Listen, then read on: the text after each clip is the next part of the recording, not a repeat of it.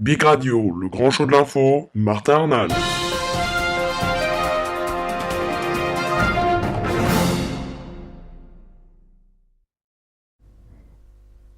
Bonjour à tous et bienvenue, merci d'être avec nous sur bigradio.fr. C'est parti pour le grand show de l'info, l'édition du dimanche 19 mai 2013 et désormais comme tous les week-ends, c'est parti pour votre magazine de reportage de moins de 10 minutes avec premièrement le début de la saison de voltige pour l'armée de l'air.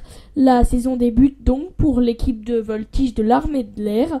La vitrine de l'aviation française va représenter l'Hexagone à travers d'une cinquantaine de meetings dans plusieurs pays pendant 6 mois. Looping, descente, en piqué ou renversement, les pilotes répètent leur partition afin d'être prêts pour le championnat du monde prévu en octobre. Frédéric Delanouvelle et Clément Dalmar, ils sont allés à leur rencontre. Son avion fait à peine 600 kg, le poids d'une petite voiture. Séance d'entraînement pour Alexandre Orlovski ce matin. Sur le tableau de bord, un drôle de bout de papier griffonné. C'est vraiment une partition de voltige avec différentes notes à jouer, sauf que là c'est des rotations. Mais voilà, c'est la partition qu'on va jouer aujourd'hui.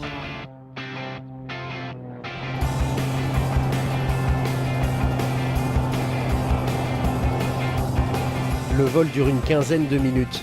Pendant les accélérations, le pilote subit jusqu'à 8 G. Autrement dit, il pèse 8 fois son poids.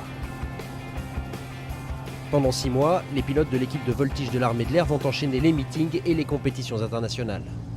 J'embarque à mon tour avec François Levotte, champion du monde de voltige par équipe. On va faire un looping. Allez, on peut regarder l'aile gauche. On regarde l'aile gauche et on la quitte plus. Ah, c'est terrifiant. Ah, c'est terrifiant. Ah, François. Ah, c'est extraordinaire. Oh là là. Là, toi, c'est génial. Tu peux regarder à l'envers. Tu peux regarder devant. Ouais, je fais ce que je peux. Oh, c'est génial. Ah, c'est fantastique. Point d'orgue de cette saison 2013 pour ces voltigeurs, les championnats du monde en octobre au Texas. À présent, on parle de Bamako. Plus qu'à Bamako, les mariages ne sont plus ce qu'ils étaient. Depuis le décret d'état d'urgence au Mali, les mariages ne sont donc plus les mêmes. Une institution culturelle qui perd de son ampleur et une autre difficulté pour tous les commerces qui vivaient de ces célébrations. Sébastien Rieussec et Quentin Le Boucher sont à Bamako pour Big Radio. C'est ici, dans l'intimité, qu'ont prévu de se marier Mariam et Souleymane. La mariée se prépare pour son mariage traditionnel et déjà, il n'y a que peu d'invités à la noce. Depuis l'état d'urgence décrété au Mali le 12 janvier, les mariages subissent des réglementations de l'État. Nous ne sommes pas le droit de faire de musique, de danser, de faire la fête maintenant, à cause de l'état d'urgence comme ça. Abdoulaye est photographe. Ici, il vend ses photos aux invités, surtout les femmes. Mais avec si peu d'affluence, les affaires ne sont pas bonnes. Bon, auparavant, il y avait la fête, c'était immense. Les gens préparaient ça. Il y avait beaucoup d'ambiance. Et quand il y a de l'ambiance, les femmes se donnent à la photo. Quand il y a les moyens aussi, chaque fois qu'ils font des accoutrements, ils font des nouvelles photos avec ces accoutrements. Mariam, elle, a un autre rôle crucial dans ce mariage qui a eu l'autorisation de la mairie pour utiliser leur cours d'immeuble. On l'appelle une griotte, elle chante les louanges des mariés et raconte l'histoire de leurs ancêtres. Avant, elle pouvait gagner jusqu'à 300 € par mariage, aujourd'hui tout juste 90. Depuis l'instauration de l'état d'urgence, quelques artistes ont du travail. Mais beaucoup d'autres n'en trouvent pas. Ils n'ont pas la chance de trouver des mariages à animer.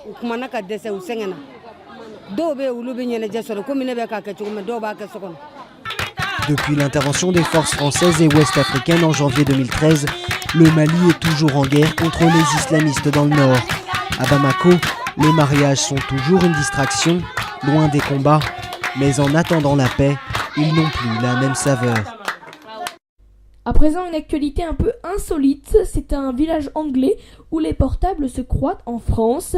Sainte Margaret's at Thieves est bien un village anglais et pourtant les téléphones portables affichent les réseaux français. Explication avec Roman Leslie et Alexandre de la Chapelle. Au bord de la Manche. Et pourtant, à en croire son téléphone portable, on s'est trompé de destination. Ici, au pied des falaises et à 30 km des côtes françaises, les mobiles ne captent que les signaux français. Nigel, patron du pub local, a dû s'adapter à la vie dans cette enclave. On éteint nos téléphones portables quand on n'est pas en train de les utiliser, et on les rallume quand on va au village. Donc ce n'est pas un énorme problème, c'est surtout pour les touristes et les gens qui viennent se balader le long des falaises. Automatiquement, le signal change. Là, je suis sur Orange, et si on passe un coup de fil, ça va marcher, mais ça passera par le réseau français. Conséquence pour les visiteurs non prévenus, des factures qui explosent. Ce que j'ai remarqué en premier, c'est quand j'allais en bas, mon téléphone bipait. Je croyais avoir reçu un texto et en fait c'était un message de mon opérateur disant « Bienvenue en France, les appels vous seront facturés 29 cents par minute », alors que je suis toujours sur les îles britanniques. Pour capter le réseau local, il faut remonter la colline jusqu'à l'église, où se trouve l'antenne de transmission. Quand ils ne sont pas dans le centre, les quelques centaines d'habitants touchés ont pris l'habitude d'éteindre leur portable et de se servir de leur ligne fixe. Pour cet expert, il y a peu d'espoir de changement. Il faudrait construire plus de pylônes pour atteindre certaines zones du Royaume-Uni. Et dans les zones rurales, ça ne toucherait que 200 ou 2000 foyers. Donc le retour sur investissement ne serait pas bon. Les opérateurs ont sous-investi dans les réseaux ces 10 dernières années, à cause des sommes dépensées pour la 3G. Les visiteurs de St. Margaret's devront donc faire attention aux réseaux choisis par leur téléphone, même si certaines choses ici les aideront à se rappeler qu'ils sont bien en Angleterre. Et puis enfin on termine avec l'Allemagne, plus qu'une maison de Barbie, grandeur nature, a ouvert ses portes, et oui, reproduite à taille humaine, la demeure de la plus célèbre des poupées blondes Barbie a ouvert ses portes en plein cœur de Berlin, en Allemagne, et Tiffany Oswald a été l'une des premières à y aller. Bienvenue dans le monde merveilleux de Barbie. La poupée invite tous ses fans à visiter sa maison de 2500 mètres carrés et admirer son goût prononcé pour la décoration.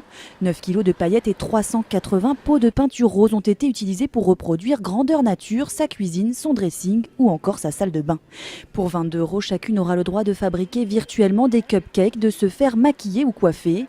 Les filles petites comme grandes sont ravies. J'aime bien comment on fait la cuisine ici et puis prendre l'ascenseur aussi. Tout est grand ici et rose en plus, ma couleur préférée. J'adore. Mais cet événement commercial n'est pas au goût de tous. Un groupe militant s'est formé. Il dénonce le caractère rétrograde et sexiste de l'initiative. Faire la cuisine, se maquiller et chanter sont présentés comme les seuls buts à atteindre pour une femme dans la vie. Le culte de la beauté est imposé à de jeunes enfants. Et on ne leur propose que 2 choix de carrière ici, pop star ou top model. 3000 visiteurs sont attendus chaque jour. Le Temple Rose Bonbon a été conçu pour voyager. Il devrait rester 3 mois en Allemagne avant d'entamer une tournée européenne. Et pourquoi pas s'installer à Madrid, Lisbonne ou Paris. Voilà donc, c'est tout pour le grand show de l'info de ce dimanche soir.